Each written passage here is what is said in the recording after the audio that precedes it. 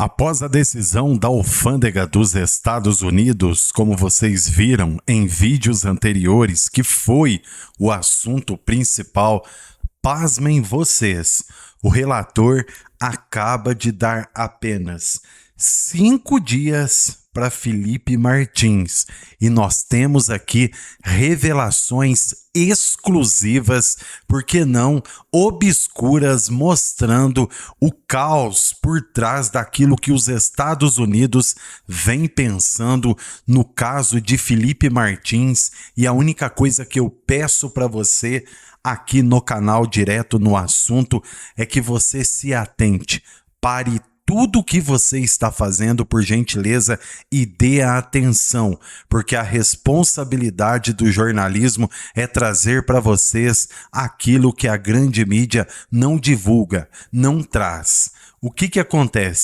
Segundo o relatório da Divisão de Monitoramento Eletrônico da Polícia Penal do Paraná, encaminhado então ao Judiciário, foi identificado um movimento sem sinal de GPS na tornozeleira de Martins entre as 17 horas e 50 minutos do dia 23, um intervalo de pouco mais de 1 hora. Segundo informações que vêm até nós aqui, da base da direita conservadora, eles querem e vão continuar imputando crime que não existe em cima do inocente chamado Felipe Martins, e nós temos que nos atentarmos dentro desses fatos. Abra bem o seu ouvido para você entender aqui o que anda acontecendo nos Estados Unidos sobre esse assunto. Em meio a um caso que mistura burocracia internacional, disputa política e tecnologia de vigilância, a história de Felipe Martins ganhou um novo capítulo que merece ser contado de ponta a ponta, sem cortes e sem juridiquês. O fio começa lá atrás, quando decisões no Brasil passaram a usar um suposto registro de fronteira nos Estados Unidos para dizer que ele teria cruzado a imigração em 30 de dezembro de 2022. Esse dado virou peça central para sustentar a ideia de risco de fuga. Mas agora, a porta de entrada americana, a Alfândega e Proteção de Fronteiras dos Estados Unidos, o conhecido CBP, aparece para dizer: revisamos tudo e não encontramos essa entrada. Em palavras simples, o carimbo que justificava a suspeita não está onde diziam que estava. A defesa de Martins vinha repetindo isso havia tempo, que o registro citado era incorreto e que seu cliente não viajou naquela data. O que muda agora é o peso de quem fala. Quando o órgão responsável por controlar quem entra e quem sai do território americano afirma, após análise, que não houve a tal entrada, a conversa muda de patamar. Conforme reportagens publicadas no Brasil, o CBP falou em registro impreciso e mencionou que a inclusão dessa informação nos seus sistemas está sob investigação. Não é pouca coisa. Estamos falando do banco de dados que alimenta decisões de fronteira em um dos países mais controlados do mundo. Se há erro ali, a dúvida se propaga como rachadura em vidro temperado. Vai longe e atinge tudo que se apoiou nesse ponto. Do outro lado, no Brasil, o processo segue seu curso, com os olhos do Supremo Tribunal Federal sobre o cumprimento das medidas cautelares. Num despacho recente, o ministro Alexandre de Moraes determinou que a defesa explique por que a tornozeleira eletrônica usada por Martins ficou sem sinal por cerca de 1 hora. Isso ocorreu no dia 23 de outubro, entre 17 horas e 50 minutos e 18 horas e 53 minutos, segundo o informe da Polícia Penal do Paraná. A ordem foi clara.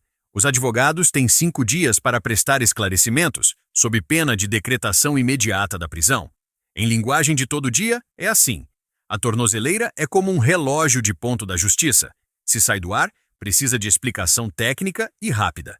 Bateria, sombra de sinal, defeito, manutenção, fato concreto que justifique a falha. Não basta dizer que falhou. É preciso comprovar como e por quê. Esse é o cenário que chega à mesa do leitor.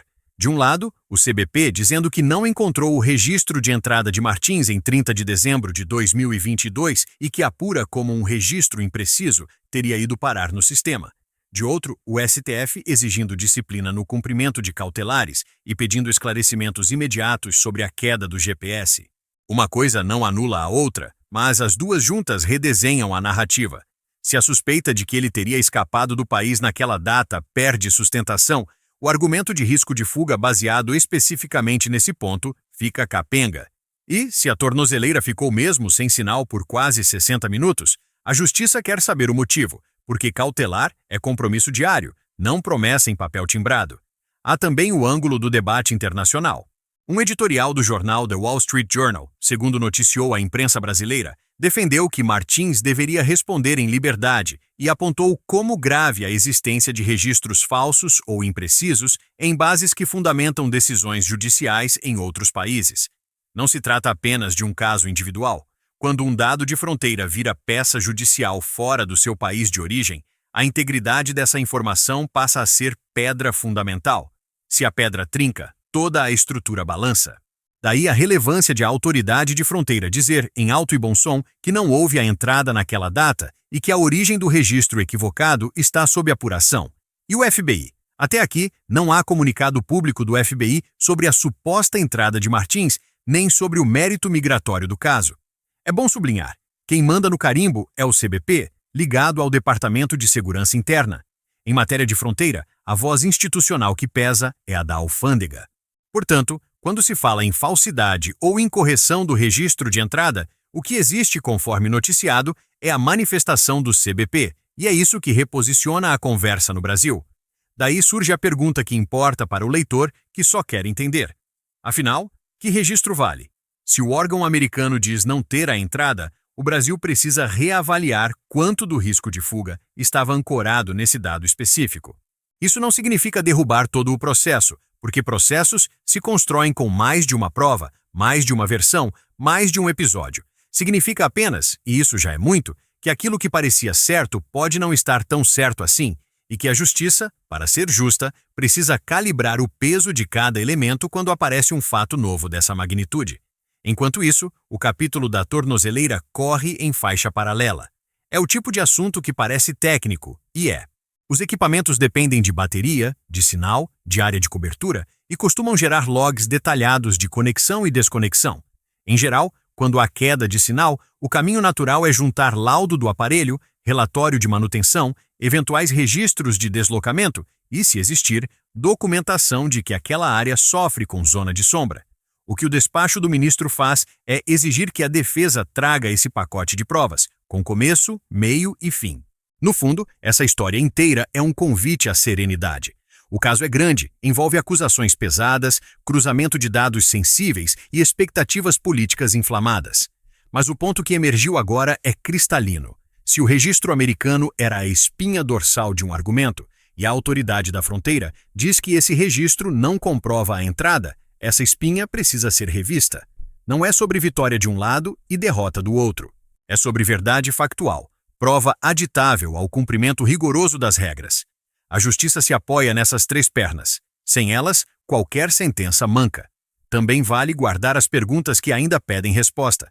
Como e por que um registro impreciso apareceu nos sistemas do CBP? Em que ambiente ele surgiu? Quem viu? Quem citou? Que trilhas de auditoria ele deixou? Qual foi o intercâmbio oficial de documentos entre autoridades brasileiras e americanas para tratar desse ponto específico? E, do lado da tornozeleira, quais são exatamente os logs, laudos e justificativas técnicas para a janela sem GPS do dia 23 de outubro, entre o fim da tarde e o início da noite? São dúvidas objetivas, de solução técnica, que ajudam a separar fato de ruído e trazem luz para além das narrativas. No curto prazo, o roteiro prático parece desenhado. À defesa, cabe apresentar uma explicação detalhada e comprovada sobre a queda do sinal e insistir para que toda decisão que usou o registro americano apontado como incorreto seja reavaliada à luz do que diz o CBP. Ao Ministério Público e ao STF cabe pesar o conjunto da obra. Que outros elementos, além daquele registro, sustentam ou não a manutenção das cautelares? Se eles existem e são fortes, dirão por si. Se não, o ajuste de rota é o caminho mais honesto. Ao leitor, resta manter o espírito crítico aceso. Quando o dado central é de fronteira, a palavra de quem guarda a fronteira tem valor especial, e quando a tornozeleira apita, quem usa a tornozeleira precisa explicar. No desfecho provisório desta matéria, fica a síntese que cabe numa frase só.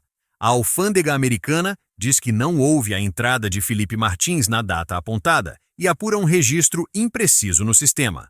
O Supremo quer saber por que a tornozeleira ficou sem sinal por cerca de 1 hora e deu prazo de 5 dias para a defesa explicar, sob pena de prisão imediata. Entre um carimbo que some e um GPS que falha, o que se espera é o de sempre, que os fatos, de um lado e de outro, sejam medidos com régua técnica e traduzidos em decisões firmes, transparentes e justas. Porque, no fim do dia, o que separa uma boa narrativa de uma boa justiça é exatamente isso: prova que se sustenta de pé.